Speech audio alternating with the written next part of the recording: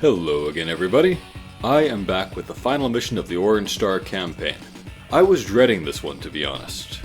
That 8-star rating is sometimes accurate. This mission is extremely AI dependent. Flak produces all kinds of top tier units from his factory within the first 4 days.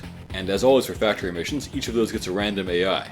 If Flak is very lucky, and he just happens to randomly assign the right type of AI to each unit, I don't know of a strategy that can get a 300 point S rank here guaranteed. And it's not easy to just recover and re-strategize if something goes wrong. Because if you don't win fast, you will be drowning in top tier units that will ruin your technique and power scores quite quickly. To put a positive spin on things, the mission has a lot of replay value at least, because it'll be different every single time you play it. Alright, so he's chosen here a defensive AI for his copter and an aggressive one for his recon. Usually I build an anti-air first, but looking at things, there's a chance this is not actually a defensive AI for his copter. This might, if I'm really lucky, be the stationary AI, in which case the anti-air would not really be needed.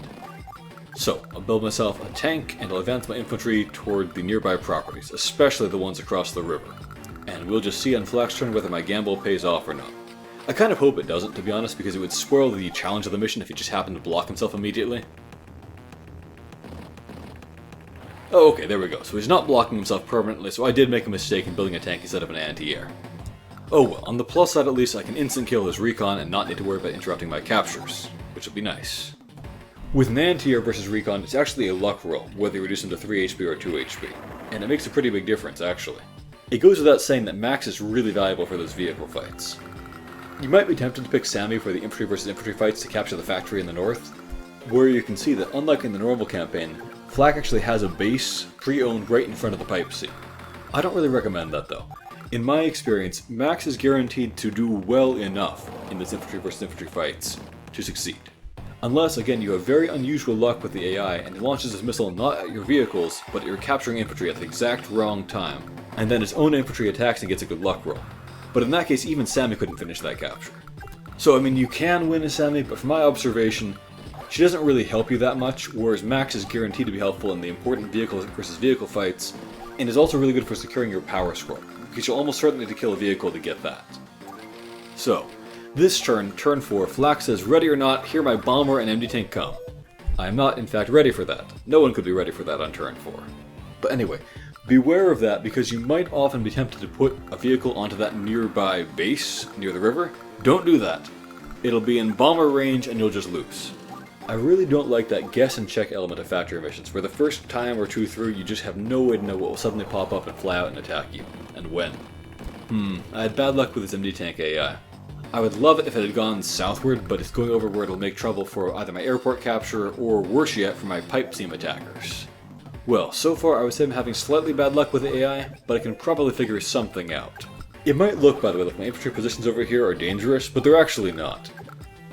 Theoretically, his infantry could first strike me with me having bad terrain, but he will never actually do that because he must attack anybody who's capturing. You know, I wonder if I can maybe sneak my tank up north if his MD tank happens to head southward. I'm going to try and wait for that opportunity. Not much else for it to do right now. Anyway, understanding AI quirks like that they must attack capturers is a huge asset on this mission. One thing I don't understand about the AI is how they choose their missile targets. That seems to be different every time I play this. That targeting was fairly smart. It won't ruin everything, but it is pretty smart of him. Wait, he didn't even attack? Wow, he just broke what I thought was one of the rock-solid rules of the AI for this game. Well, it just goes to show what I was saying about this mission being unpredictable. Well, on the plus side I get that factory, or base I should say, 1 turn earlier than usual. On the minus side, I can't seem to sneak past his MD tanks and my vehicles are being basically useless. My next big challenge will be getting myself 3 kills in 1 turn to get a good power score. I think I want to soften up but not yet kill his infantry in order to accomplish that. When his army consists almost entirely of extremely dangerous targets, the few squishy ones that I can actually kill at will are extremely valuable resources to me. The 2 missile silos are also hugely valuable. Don't waste those early. You really want those to either get yourself a kill somewhere on a crucial power turn, or break through a defense that he builds on the base right next to the pipe seam. In fact, I think I'll build another infantry down in the south just to guarantee that I have another guy down there who can operate my missile silo if I want to send the forward one up to help defend the tank or something like that. My tank has been defeated by his MD tank basically. I can't get past him, so I'm gonna have to just give it up and drive it home and hope he brings the target to me. Super early fighter, just in case you happen to invest everything to get that airport early. You know, normal campaign, the airport for building bombers was wonderful for breaking down the pipe, but here it's... I'm not gonna say it can't ever work, but it's highly improbable that you'll be able to make it work. I would love to block flak space this turn, and if, as usual, I had a vehicle over there, I'd be able to do it. It is almost guaranteed that flak will leave that base conspicuously open a few times, and you can probably block him if you just have something over there. So drive any vehicle you can get to that side of the river as fast as you can get it there without it being blown away. Speaking of blocking his base, if I can reduce his infantry to 2 HP and send them into repair mode, he might block his own base for me, depending. And I will shuffle around the most injured infantry and send the less injured ones up ahead. Okay, this will probably reduce his infantry to 2 HP. We'll see. Yeah, cool. Okay. That might well help, depending on what else I need to do. At the very least, it's another kill that I can get pretty easily on my power turn. Speaking of power turns, he has one coming up where he gets himself double Neotanks and a rocket at the same time. Well, because I am max, I can pretty easily beat a flak tank with my tank. I'll just have my infantry block it for one turn and then maybe missile it next turn, and finish it off. We'll see.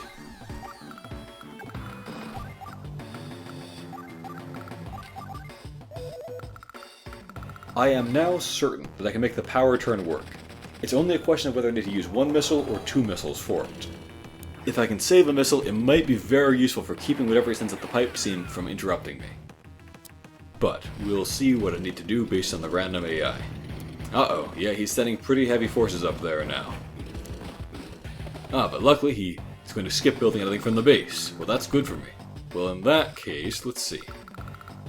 Do I want to go for my triple kill for the power score this turn, or should I save it for next turn? I think I can do it this turn, and use AI quirks to control his medium tank in the north in the meantime. So down here in the south, if I use a missile, I think I can get the kill, but I'm not sure that it's a certainty. He has taken some scratch damage already. Although, wait. I'm not actually 100% sure how the silo interacts with the hidden percents of its HP. Is he at 70% now, or is he at 68 or 67 or something like that? Yeah, I think the kill him I need a max roll probably. Max roll, get it? But I'm not going to risk that. Well, up in the north, how should I move in the meantime? I guess my anti-air can attack him efficiently, moving efficiently that is. But if I do that, I'm definitely committing to getting my power turn this turn, which means using the other missile too.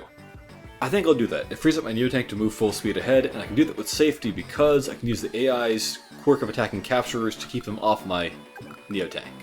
So I can go for the base capture too, or I can just shoot the pipe for 1% damage, which might sound silly, but actually could make a difference because max is 90-something%. With a Neotank attacking a pipe, that is. They're really a lot worse than bombers.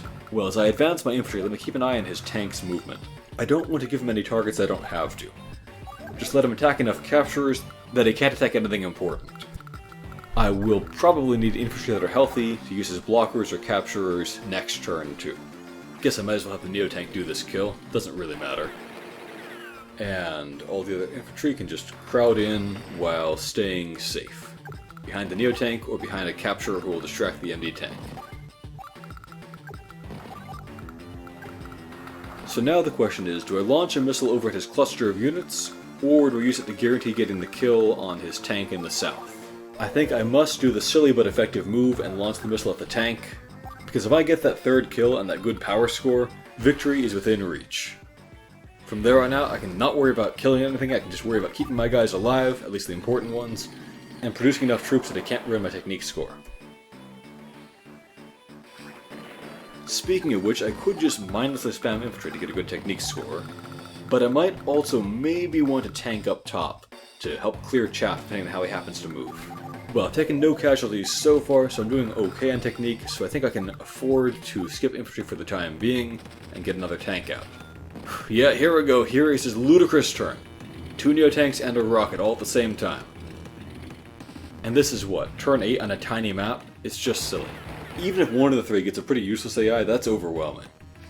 I don't want to say this one is not winnable by frontal assault the way it is in normal campaign, but you would need to have the AI really cooperate to make that possible.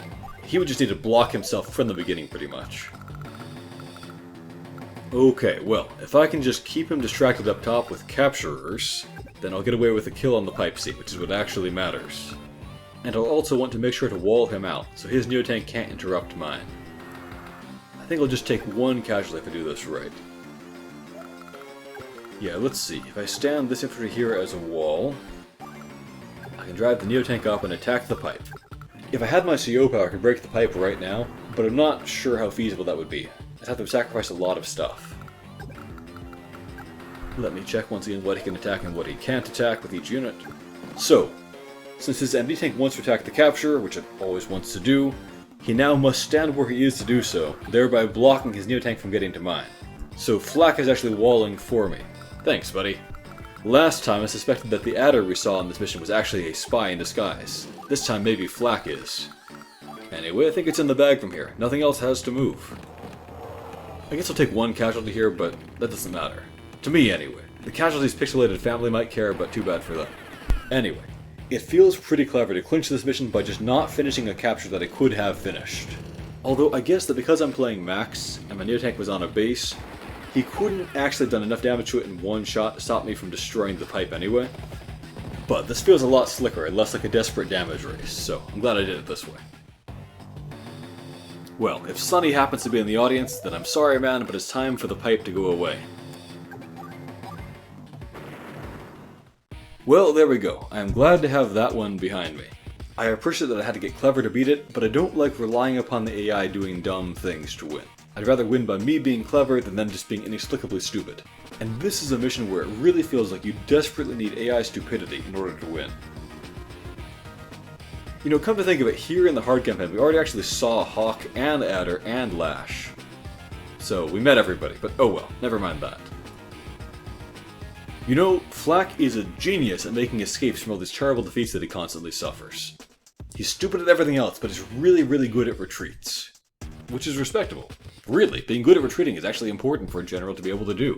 George Washington was certainly good at making retreats at the right time and doing so in an orderly manner. He comes to mind, I suppose, because the 4th of July was just yesterday as to the time I'm recording this.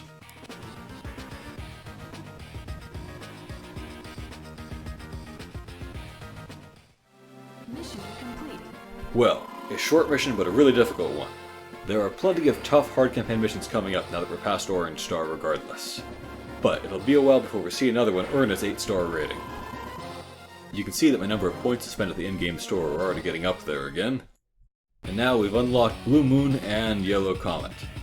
I'll skip the story, it's the same as before. And you'll just need to guess for yourselves which mission I'll be doing first. Have a great day, everyone!